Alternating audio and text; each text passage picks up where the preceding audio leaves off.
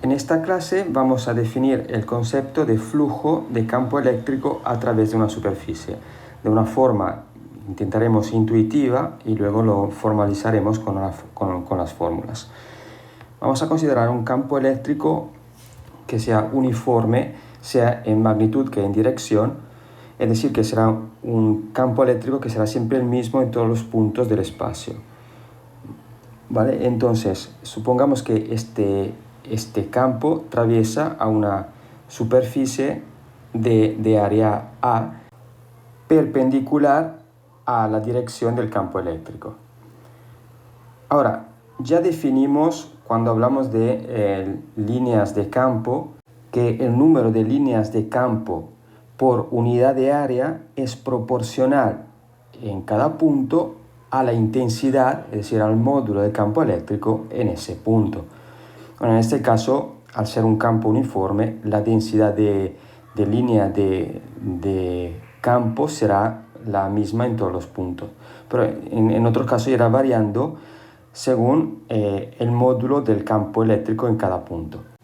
Entonces, el número total de líneas de campo eléctrico que atraviesan a la superficie es proporcional al producto E por A.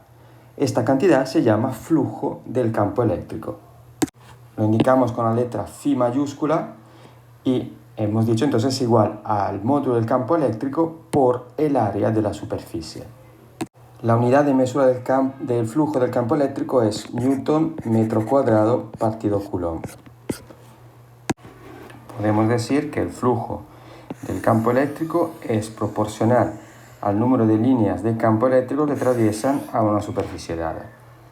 Ahora, este cálculo no será siempre tan fácil porque si el campo eléctrico no es uniforme o si la superficie no es plana, habrá que integrar. Entonces vamos a ver cuál es una forma más general de expresar el flujo. Sigamos considerando el campo eléctrico como uniforme y una superficie plana. Y vamos a expresar el flujo como el producto escalar de dos vectores, el vector E y el vector A, siendo el vector A el vector de área, que es un vector que tiene como módulo el área de la superficie y como dirección una dirección perpendicular a la superficie.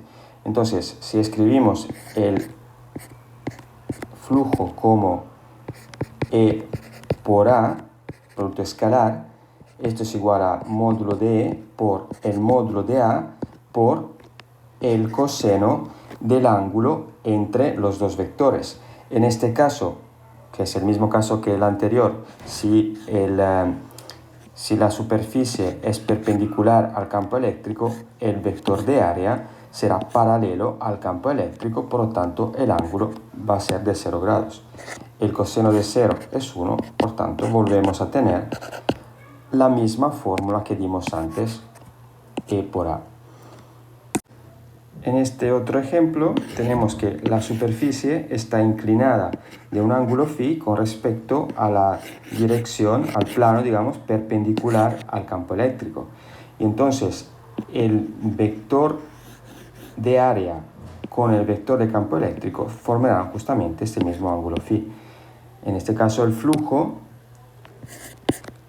aplicando la fórmula que vimos antes, que es E producto escalar por A, será E por A por el coseno de φ.